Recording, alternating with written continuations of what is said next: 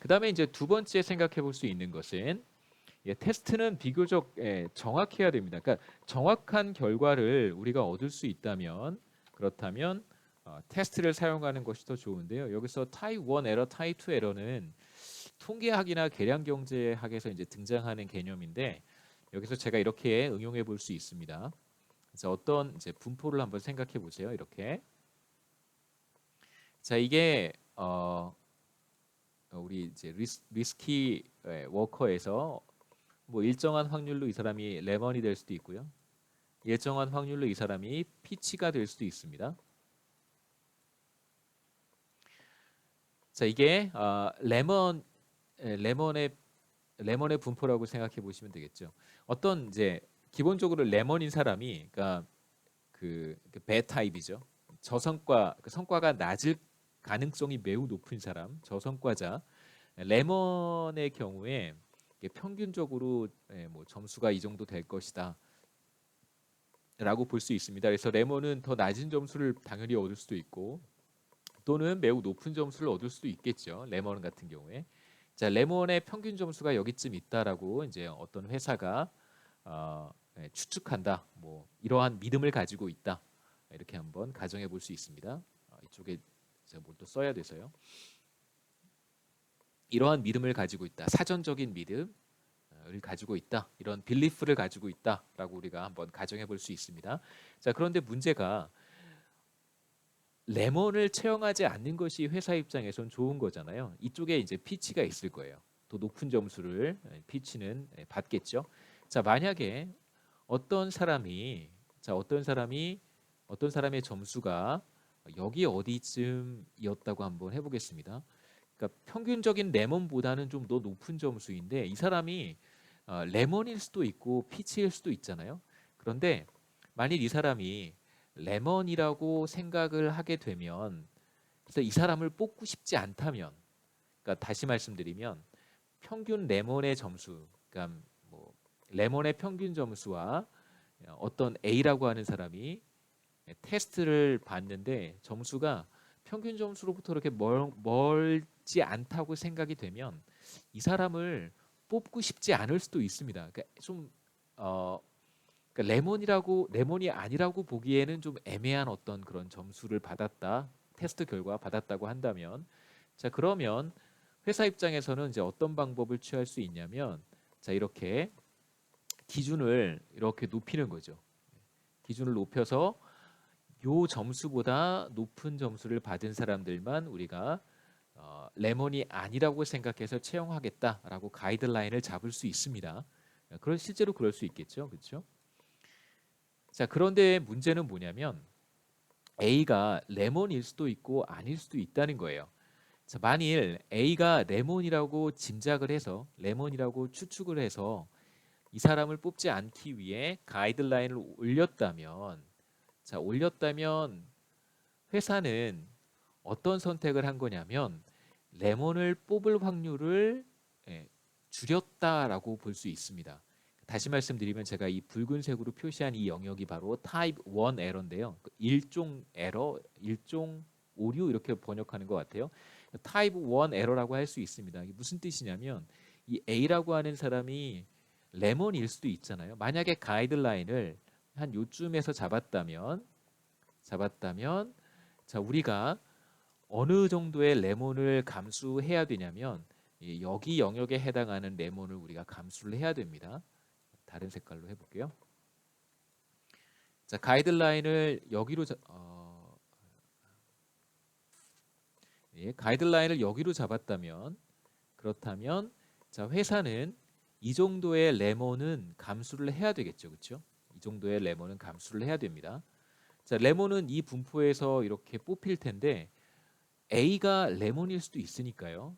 만약에 가이드라인을 예를 들어서 1 여기로 잡으면 이 정도의 레몬은 회사가 반드시 감수하고 받아들여야 될 것입니다.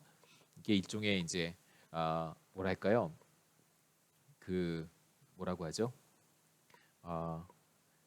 저 커트라인, 뭐 커트라인 같은 거라고 한다면 이 정도는 감수해야 됩니다. 그래서 제가 여기 색칠한 요 분홍색, 이 핑크색 이 부분을 우리가 타입 1 에러라고 하고요. 이 타입 1 에러는 바로 레몬을 뽑을 확률이 되는 것이죠. 그래서 레몬을 뽑을 확률이 이 면적만큼입니다. 자, 이제 아까 말씀드렸듯이 A가 좀 애매하다 싶어서 가이드라인을 높였어요. 그러니까 커트라인을 높였다고 한번 생각해 보시죠. 그래서 1에서 2로 높였습니다. 자, 그러면 어떤 상황이 발생하냐면 레몬이라고 생각이 되는 이제 A는 뽑지 않게 되겠죠. 그래서 가이드라인을 높여서 레몬을 뽑을 확률이 이만큼 줄어들었습니다. 그래서 우리는 타입 1 에러를 낮출 수 있는 것이죠. 그래서 이렇게 한번 표현해 볼 수 있습니다. 커트라인을 높이면 타입 1 에러를 낮출 수 있습니다. 일종의 긍정적인 작용을 하고 있다. 그래서 뭐 우리가 커트라인을 높일 수 있겠죠. 자, 그런데 이제 하나 생각해 봐야 되는 것은 자, 이쪽 오른쪽에 누가 있냐면 피치가 있습니다. 자, 이쪽 오른쪽에 피치가 있습니다. 피치의 분포는 이렇다고 한번 해보죠.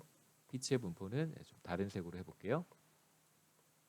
피치의 분포는 이렇다라고 해보겠습니다.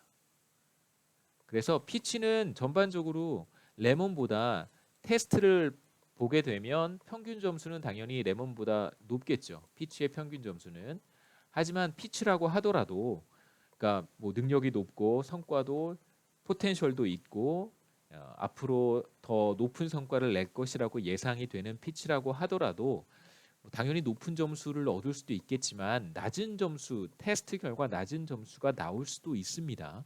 그렇겠죠. 그래서 제가 아까 말씀드렸듯이 이 A를 잘 다시 한번 생각해 보세요. 이 A가 레몬에서 온 것인지 레몬의 분포의 오른쪽 끝에서 이 사람이 뽑힌 것인지 아니면 이 사람은 피치인데 테스트 점수 결과가 나빠서 이 피치 분포의 왼쪽 꼬리 쪽에서 뽑힌 것인지는 아무도 알 수가 없어요. 이건 뭐 저도 모르고 여러분도 모르고 회사도 모릅니다. 자기 자신만 알고 있는 거예요. A라고 하는 사람만 자기가 피치에서 온 사람인지 레몬에서 온 사람인지 자기 자신만 알고 있습니다. 그러니까 테스트 점수 결과만 우리가 관찰을 할 수 있고 왼쪽 레몬에서 왔는지 오른쪽 피치에서 왔는지 알 수가 없어요. 근데 지금 제가 아까 뭐라고 말씀드렸냐면 A가 레몬에서 왔다고 생각을 해서 커트라인을 1에서 2로 높여버리면 우리는 A를 뽑을 수 없어요. 그래서 만약에 A가 레몬에서 왔다면 우리는 아무런 오류를 범하지 않게 되지만 자, 이제 문제가 어디서 발생하냐면 이제 A가 피치에서 왔다고 한번 가정해 보겠습니다. 자, A가 피치에서 왔어요. 자, 그런데 우리는 어떻게 했냐면 A를 마치 레몬이라고 가정을 하고 커트라인을 올렸기 때문에 A를 뽑지 못했습니다. 자, 그럼 우리는 어떤 실수를 범한 것이냐면 피치를 떨어뜨린 오류를 범한 것이죠. 이걸 우리가 타입 2 에러라고 하는데 타입 2 에러는 바로 피치를 선택하지 못할 확률이라고 정의를 합니다. 그러니까 다시 말씀드리면 자, 여기 분포를 한번 잘 보시죠. 녹색을 보시면 좋겠어요. 녹색 분포를 한번 보세요.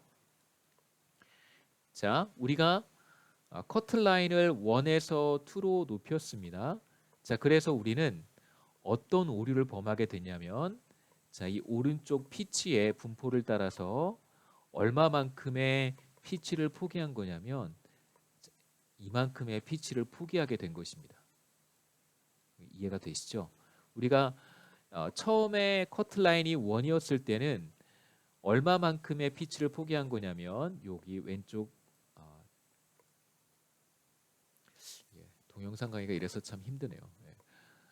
자, 커트라인을 우리가 1로 잡았을 때는 우리가 얼마만큼의 피치를 포기한 거냐면 요만큼의 피치를 포기한 것이죠. 타입 2 에러가 요만큼이었었습니다. 그렇죠? 피치를 선택하지 않을 확률 이만큼의 피치를 사실상 포기한 거예요.